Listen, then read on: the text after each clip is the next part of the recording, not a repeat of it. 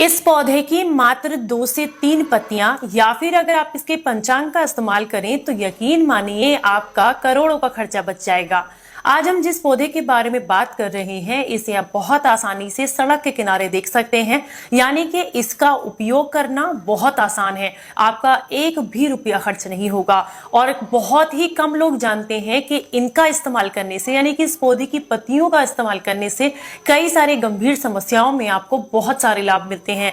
जैसे कि अगर शरीर में किसी तरह की कोई भी गांठ है तो उस गांठ को जड़ से घोलने के लिए ये पौधे की पत्तियां आपके शरीर के लिए बेहद फायदेमंद है।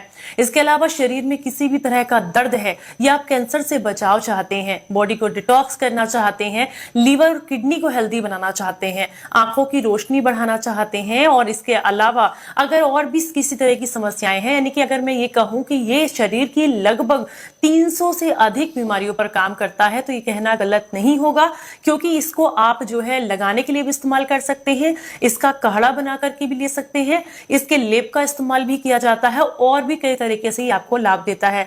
तो चलिए जान लेते हैं कि हम किस पौधे के बारे में बात कर रहे हैं। उम्मीद करती हूँ आज की ये जानकारी आपको बेहद पसंद आएगी। अच्छी लगे तो लाइक और शेयर करना बिल्कुल मत भूलिएगा। आपकी जानकारी के लिए बता दूं, बहुत सारे लोग ऐसे हैं जिन्होंने इस पौधे को कई बार देखा होगा लेकिन इसके औषधीय गुणों को ना जानने के कारण इसका इस्तेमाल न किया होगा।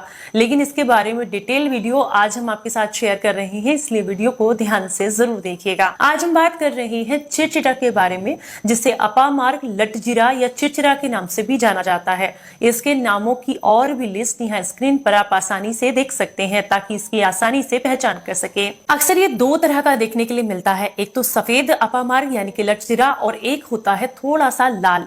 दोनों ही काफी फायदेमंद होते हैं लेकिन जो लाल वाला होता है ये ज्यादा फायदेमंद होता है और अक्सर आपको बहुत आसानी से दिखने के लिए मिल जाता है। इसकी खास पहचान ये है कि इसके ऊपरी सिरे पर थोड़े से कांटेदार चीजें आपको, आप कह सकते हैं बीज होते हैं इसके वो, और वो कांटेदार आपको दिखाई देते हैं। अगर ये हल्के से लाल रंग के हैं या फिर इसकी जो टहनी है, इसका जो तना है वो हल्का सा लाल है तो इससे आप इसकी आसानी से पहचान कर सकते हैं। ये सबसे ज्यादा बेनिफिशियल होता है।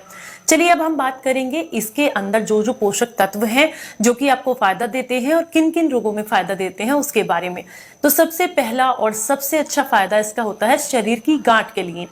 कई बार शरीर में वायु का प्रकोप बढ़ जाने के कारण अंदर एयर इकट्ठा होना शुरू हो जाती है, जिसकी वजह से कई बार हमें शरीर में जगह जगह गांठ हो जाती हैं। हालांकि कुछ गांठों में दर्द होता है और कुछ में नहीं होता है। कुछ इसे जो कहते हैं कि वायु की गांठ है, कुछ कहते हैं मांस की गांठ बन गई है, अलग अलग तरीके से होती है। इसे लिपोमा के नाम से भी जाना जाता है। लेकिन कई बार क्या होता है कि इस गांठ की में कोई दर्द नहीं होता, बस आपको वो देखने के लिए मिलती है। तो आपने किसी भी तरह की गांठ हो, चाहे वो दर्द वाली हो चाहे वो बिना दर्द वाली हो, आप उसको आसानी से इससे घोल सकते हैं। समय जरूर लगेगा लेकिन कई बार काफी आराम मिलता है। तो आपने क्या करना है, इसके पत्तों को लेना है, इसको कूट छेद करके इसका हल्का सा लेप बना लेना है और इस लेप को किसी सूती कपड़े या रुई पर रखकर उस जगह पर बांधे जहां भी आपको गांठ की दिक्कत है। लगातार कुछ दिनों तक, मान के चलिए 2 से 3 हफ्ते में वो गांठ धीरे धीरे करके दबना शुरू हो जाती है और 1 महीने तक अगर आप उस जगह पर इसको बांधते हैं तो इससे धीरे धीरे करके गांठ घुल जाती है और आपको बेहद लाभ मिलते हैं। अब हम बात करेंगे दूसरे फायदे के बारे में। इसका दूसरा फायदा उन लोगों के लिए है जिन्हें अक्सर दांतों से रिलेटेड समस्याएं रहती हैं, जैसे कि दांतों से खून आना, मसूड़ों से खून आना, दांत में बार बार कीड़ा लग जाना, मसूड़े फूल जाना, मुंह से बदबू आना या फिर दांतों के पीलेपन की समस्या से परेशान है। तो ऐसे में इसकी जो तना होता है उसको तोड़कर इससे दातून अगर आप करते हैं तो मुंह में होने वाली जितनी भी समस्याएं हैं, दांतों की जितनी भी समस्याएं हैं वो बहुत आसानी से दूर हो जाती हैं। इसके अलावा इसके पंचांग का काढ़ा बना करके उससे कुल्ले या गलारे करने से भी आपको काफी लाभ मिलते हैं। अगर आपको दांत, खाज, खुजली की समस्या है तो यकीन मानिए ऐसे में तो ये बेहद ही फायदेमंद है। इसके पत्तों को पीस करके अगर उस लेप को आप कितना भी पुराना दांत, खाज, खुजली की दिक्कत हो उस पर लगाते हैं तो मात्र 3 दिन के अंदर आपको बहुत लाभ मिलते हैं।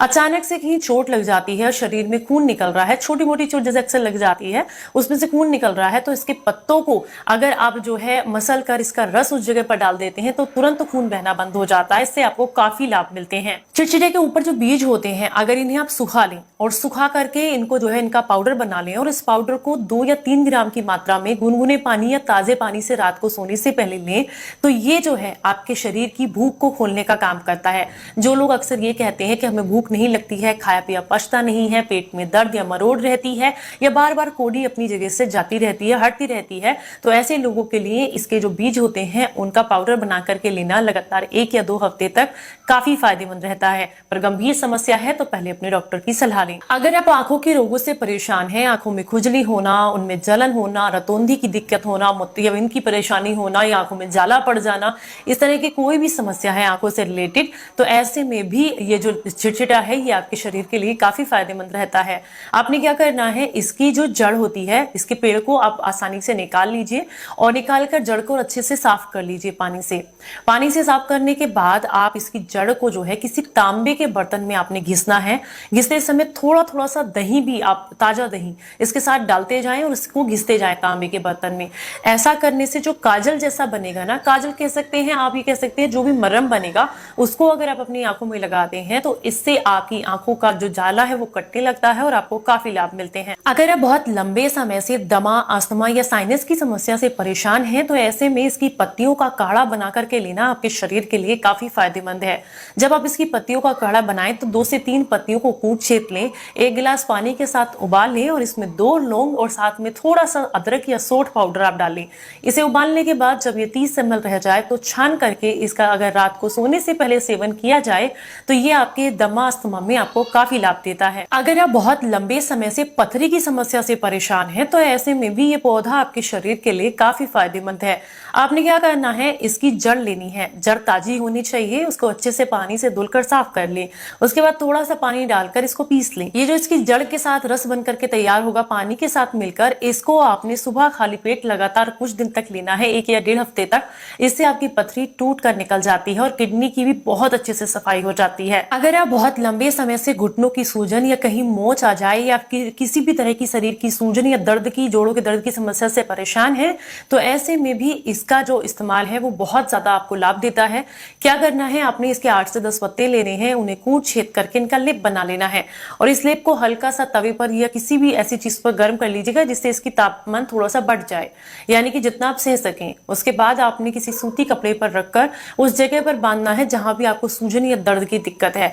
ऐसा करने से सूजन बहुत जल्दी उतर जाती है और आपको दर्द में भी काफी आराम मिलता है। अगर आप अपनी आंतों की सफाई करना चाहते हैं, पुरानी कब्ज से छुटकारा चाहते हैं तो ऐसे में इसके पत्तों को सुखा लें। सुखा करके इसका जो चूर्ण बनेगा उसे 1 या 2 ग्राम की मात्रा में अगर आप गुनगुने पानी से लगातार 3 दिन तक लेते हैं तो इससे आपकी आंतें साफ होती हैं, कब्जियत दूर हो जाती है। चलिए अब आपको बताते हैं कि आप किस मात्रा में किस चीज का इस्तेमाल कर सकते हैं।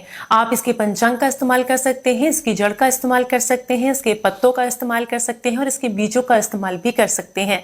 अगर आपने इसके बीजों को पीस करके पाउडर बनाया है तो इसे 1 से 2 ग्राम की मात्रा में लिया जा सकता है। अगर आपने इसके पत्तों का पाउडर बनाया है तो आप इसे जो है 3 से 4 ग्राम की मात्रा तक ले सकते हैं। और अगर आपने इसका काढ़ा बनाया है या इसका रस निकाल कर ले रहे हैं तो रस 10 से 20 ml की मात्रा में, और काढ़ा बनाया है तो 20 से 30 ml की मात्रा में इसका काढ़ा लिया जा सकता है। अगर हम इसके नुकसान की बात करें तो अगर आपको बहुत लंबे समय से पेट में अल्सर की दिक्कत है या माशे में किसी तरह की सूजन है तो ऐसे में इसका इस्तेमाल ना करें।